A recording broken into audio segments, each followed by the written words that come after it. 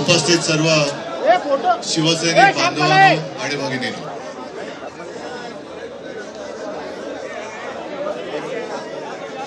बऱ्याच दिवसानंतर मला वाटतं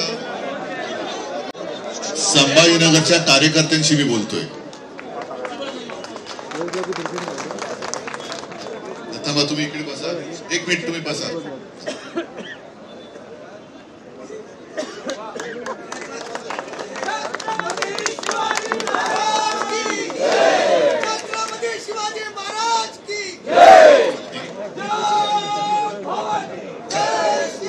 मी सुद्धा जरा बसून बोलतो, कारण 4 दिवस गाडीत बसून बसून नाही म्हटलं तरी थोडीशी पाठ नाही दुखली, कारण पाठीची तुम्ही आहात.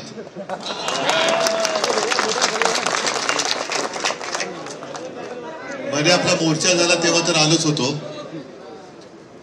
पण इतर वेळेला आपल्याला एक जाहीर सभा होतात, जाहीर कार्यक्रम होतात, पण कार्यकर्त्यांची बैठक अशी कधी होत नाही.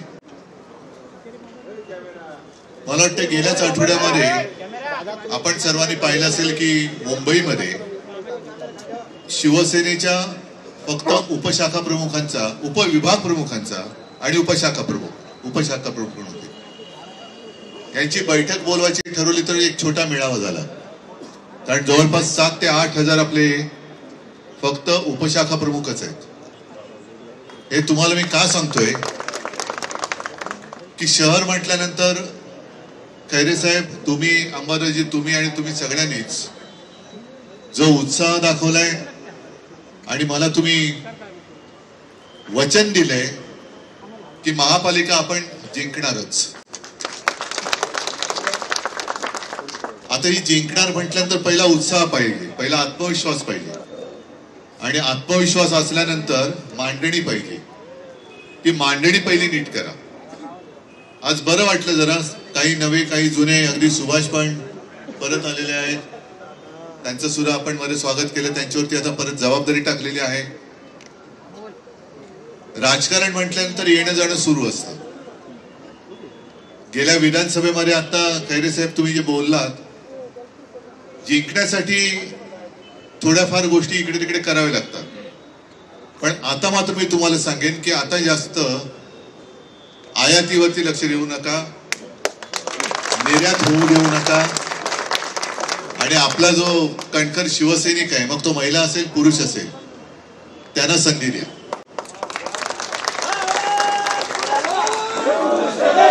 आणि नवीन नवीन नवीन फुटू दे ना, नवीन पालवी फुटू दे ना. मला वाटतं आज का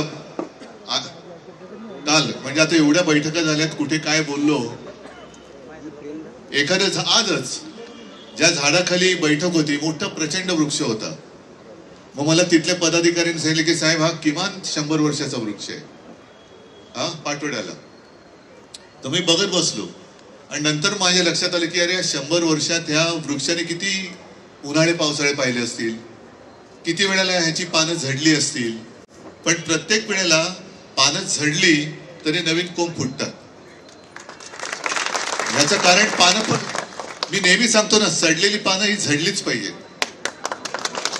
जी पानं सडतात ती झडतात, आणि पानं झडल्यानंतरच, सडलेली पानं झडल्यानंतरच नवीन कोंब फुटतात. आपली मुळं मजबूत आहेत, आणि तुम्हाला सगळ्यांना कल्पना आहे, अगदी कोणी येऊ द्या, अमित शहानं तर महाराष्ट्रात आल्यानंतर उद्धव ठाकरेचं नाव घेतल्याशिवाय घासच गिळला जात नाही, ढोकळा झळकतो त्यांचा. हीच तर आपली ताकद आहे, हीच आपली शिवसेना आहे. आणि त्याच करता जी पदांची मांडणी आहे, मी प्रत्येक वेळेला सांगतो, ते म्हणजे गटप्रमुख. गटप्रमुख म्हणजे आपल्या एका बूथ प्रमुख, एक मतदार यादीचा प्रमुख. पहिले तुम्ही सगळ्या लोकांनी प्रत्येक वॉर्डात बूथ प्रमुख आहे की नाही चेक करा, आणि त्याची मांडणी झाल्यानंतर मग अंबादास, तुम्ही जे म्हणालात ना 7-8 हजार कार्यकर्त्यांचा मेळावा, तो घ्या. त्या मेळाव्याला मी परत येईन, कारण ते एकदा समोर आले का मग मी सांगेन त्यांनी नेमकं काय करायचं. प्रत्येकाने ठरवलं पाहिजे की आपण, मी काय करणार. आता एक यांची भांडी आणि बिंग फुटायला लागले, कारण जिकडे तिकडे जातोय सगळे शेतकरी म्हणतात साहेब आम्ही तुम्हाला मतदान केलं होतं, हे आले कसे? हा म्हणे काहीतरी झोल झाल्या, तुम्ही बघा काहीतरी त्याच्याकडे लक्ष द्या. मग त्यांनी ईव्हीएमचा घोटाळा तर केलाच आहे, तो उघडच आहे. त्याच्यानंतर आता दुबार मतदार नोंदणीचे भांडी फुटतायत. एकेका जागी 30-30, 40-40, 50-50, 100-100 नावं नोंदली जात आहेत. आणि मग लक्षात येतं की एका घरामध्ये 100 नावं कशी नोंदली जातात. तर हे शक्य आहे की नाहीये? आहे, कारण कौरव होते ना 100. एका तेव्हा कौरवांच्या घरी 100 नावं रजिस्टर झालीच होती. तर हे सगळे कौरव आपल्यावरती राज्य करतायत. मुंबईमध्ये तर एक उदाहरण आदित्यने असं दाखवलं, त्याने नावानिशी सांगितलं घसीटाराम हलवाई, म्हणजे नाव पण काही छान आहे.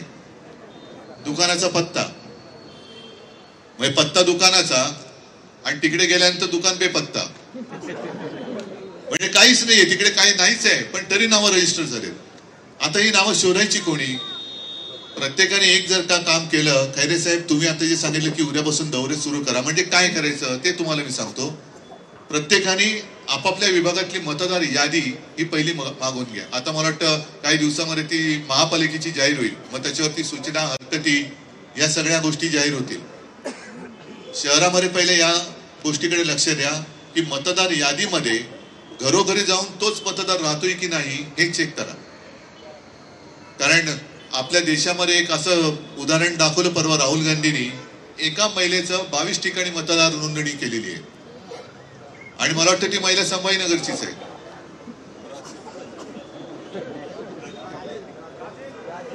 कुठली? ब्राझील. मग आता ही भारतीय जनता पार्टी आहे का ब्राझिलियन जनता पार्टी आहे?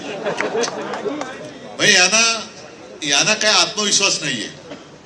मोदीजी म्हणाले आत्मनिर्भर भारत, पण अजून त्यांचा पक्ष आत्मनिर्भर होत नाही. सगळीकडे आयात माल घ्यावा लागते, भ्रष्टाचार ते तो का मिळवावा, भाजपा पक्ष वाढवावा, या पद्धतीने त्यांचं चाललेलं आहे. अशोक चव्हाणांवरती आरोप करायचे, घेतलं पक्षात. अजित पवारवरती करायचे, घेतलं पक्षामध्ये. सगळे आपले सुद्धा मेंढे आणि यांचे हेच धंदे सगळ्यांचे, लुटून खायचं. आणि म्हणून मी आज सकाळी म्हटलं की एकेका रोज एकामागून एक यांची भ्रष्टाचाराची प्रकरणं बाहेर येत आहेत. आणि प्रकरण सुद्धा काय जबरदस्त, जमिनी लुटतायत, भ्रष्टाचार करतायत, कॉन्ट्रॅक्टरच्या माध्यमातून पैसे खातायत. पुण्यामध्ये तर गुंडागर्दी एवढी वाढले की पुणेकर सुद्धा आता अस्वस्थ झालेले आहेत. मग हे संपूर्णपणे आपल्या देशाला लुटून खातायत, लुटून. आणि या देशातला सगळ्यात मोठा घोटाळा जर का कोणता असेल भाजपवाल्यांनी केलेला, तर तो म्हणजे संभ्रम घोटाळा, बुद्धिभ्रष्ट घोटाळा. एक संभ्रम असा निर्माण करून ठेवलाय की सर्वांना असं वाटतं की हेच हिंदुत्ववादी आहेत, हेच देशप्रेमी आहेत, हेच आपले तारणहार आहेत. आणि असा संभ्रम करून यांची लुटमार चालू आहे. आणि म्हणून आज मी म्हटलं की वंदे मातरम हे जे आपलं राष्ट्रगीत आहे बंकिमचंद्रांनी लिहिलेलं, त्याला 150 वर्ष झाली. भाजपवाले बेंबीच्या देठापासून ठणाणा काय करतायत, इस देश में रहना होगा तो वंदे मातरम कहना होगा. बरोबर, आम्हाला मान्यच आहे. पण वंदे मातरम भाजपवाले म्हणू शकतात का? कारण एका बाजूने भारत मातेची लूट करतायत, भारताची अवहेलना करतायत.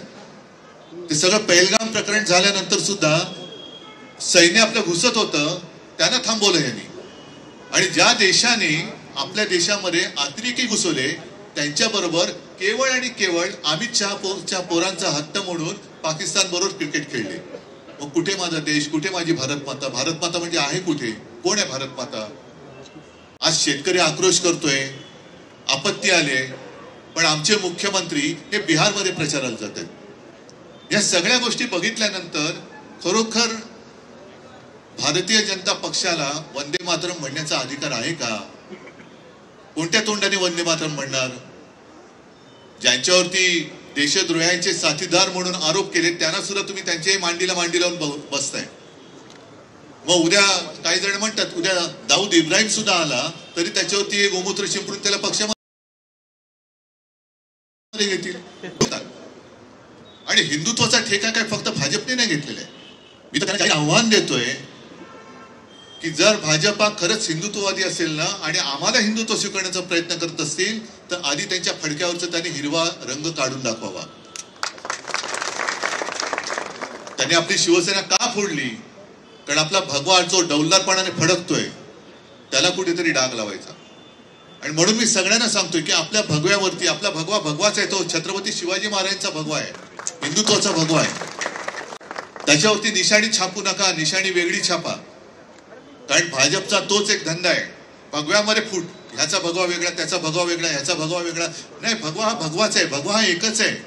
भगवा छत्रपती शिवरायांचाच भगवा आहे, जो शिवसेना प्रमुखाने आपल्या हातात दिला. आणि आज मला समाधान आहे, आनंद आहे की अनेक ठिकाणी आपले भगवे जे पहिले आपण लावत होतो ते भगवे पुन्हा डौलाने फडकताना मला दिसतंय. निशाणी आपली मशाल आहेच, तशी आपली पूर्वीची सुद्धा निशाणी होतीच, पण कधी आपण झेंड्यावरती निशाणी नव्हती छापली. कारण आपली ती ओळख ही भगवाच आहे. हा भगवा म्हणजे शिवसेनाच, ही शिवसैनिकाचीच निशाणी आहे. त्याच्या पलीकडे दुसरा कोणी तो भगवा हातात घेण्याचं धाडसच करू शकत नाही. तर ते एक सुरू करा. आणि त्यांनी जे काही भ्रम सुरू केलेला आहे हिंदुत्वाबद्दल, यांचं म्हणजे भाजपचं हिंदुत्व हे बेगडी हिंदुत्व आहे, आपलं हिंदुत्व हे वेगळं आहे. आणि यांचं देशप्रेम सुद्धा हे बेगडी देशप्रेम आहे. आणि म्हणून तुम्ही ज्या वेळेला प्रचाराला लागाल तेव्हा भाजपच्या या ढोंगाला बळी पडू नका, अपप्रचाराला तुम्ही बळी पडू नका आणि जनतेला सुद्धा बळी पडू देऊ नका. त्यांच्यावरती टीका करताना त्यांच्या कारभाराचे वाभाडे काढा. जसं मुंबई महापालिका त्यांनी लुटले, छत्रपती संभाजीनगर महापालिकेत सुद्धा आता काय शिल्लक ठेवलं असेल मला माहिती नाहीये. जिथे जातील, अहो साधी गोष्ट आहे, आपण हिंदू हृदय सम्राट शिवसेना प्रमुख बाळासाहेब ठाकरे आपला दवाखाना म्हणून मुंबईमध्ये सुरुवात केली. योजना संपूर्णपणे आपली, मांडणी पूर्ण आपण केली. सुरुवात करताना आपलं सरकार पाडलं गेलं आणि फीत त्यांनी कापली. बरं, फीत कापली हरकत नाही, ठीक आहे. शेवटी आपला उद्देश काय होता की गोरगरिबांना स्वस्तात किंवा मोफत तिकडे उपचार मिळाला पाहिजे. ठीक आहे, रिबीन तुम्ही कापताना कापा, हरकत नाही, पण सेवा द्या. ठाण्यामध्ये त्यांनी म्हणजे ठाण्याची एक मी बातमी वाचली की तिकडे शिवसेना प्रमुख, हिंदू हृदय सम्राट शिवसेना प्रमुख बाळासाहेब ठाकरे आपला दवाखाना आणि आतमध्ये काय, साड्यांचं दुकान. हा एवढा भ्रष्टाचार करता? तर भ्रष्टाचार काय केलाय तो नेमकेपणाने बोट ठेवा. आपण चांगलं काम काय केलंय ते नेमकेपणाने लोकांना सांगा. आपण चांगलं काम काय करणार आहोत ते नेमकेपणाने, म्हणजे नुसतंच आग पाखड करून चालणार नाही. एखादा पक्ष नालायक आहे हे सांगणं बोलणं खूप सोपं आहे, पण आता आपण सांगू का शकतो? कारण 2.5 वर्ष आपण सरकार यशस्वीपणाने चालून दाखवलेलं आहे. अगदी जागतिक आणीबाणी सारखं संकट, आणीबाणीच होती ती, जागतिक आरोग्यातली आणीबाणीच होती. त्या कठीण काळात सुद्धा मला अभिमान आहे एका गोष्टीचा किंवा समाधान आहे की तुमच्या सगळ्यांच्या सहकार्यामुळे, अगदी पोलीस दल आहे, प्रशासकीय आहे, सगळे अधिकारी, तुम्ही जनता आहे, तुमच्या सहकार्यामुळे त्या काळात देखील महाराष्ट्राच्या मुख्यमंत्र्याचा, माझा नाही, महाराष्ट्राच्या मुख्यमंत्र्याचा नंबर हा देशात नंबर 1 होता. आणि आता जर बघाल तर लाज वाटते, महाराष्ट्राच्या मुख्यमंत्र्याचा नंबर 10वा आहे आणि महाराष्ट्र देशामध्ये नंबर 1 वर आहे, पण तो भ्रष्टाचारामध्ये नंबर 1 वर आहे. हा एवढा फरक गेल्या 3-1 वर्षामध्ये झालेला आहे. हे लोकांना नीट दाखवा. आणि लोकांच्या डोळ्यावरची जी पट्टी त्यांनी बांधले, संभ्रम घोटाळा, हा संभ्रम घोटाळा दूर केलात ना तरी लोक स्वतःहून येऊन आपल्याला मत देतील. आणि परत एकदा सांगतो की खैरे साहेब तुम्ही आहात, बाजूला विनोद आहेत, तिकडे सुभाष आहेत, अगदी मी सुद्धा आता त्या ज्येष्ठांच्या यादीमध्ये आलेलो आहे. आपली जबाबदारी आता पुढची पिढी हा भगवा झेंडा घेऊन पुढे जाईल कशी, त्याला मार्गदर्शन करणं ही आहे, ही आपली जबाबदारी आहे. आणि ज्या वयामध्ये सुभाष तुम्ही, मला आठवतंय 87-88 साल, काय वय होतं तुमचं? 24. आणि कोण होतं तुम्ही? किती पैसे घेऊन आला होता शिवसेनेत? आणि काय किती पैशात लढलो होतो महापालिका? 70,000 मध्ये 27 नगरसेवक,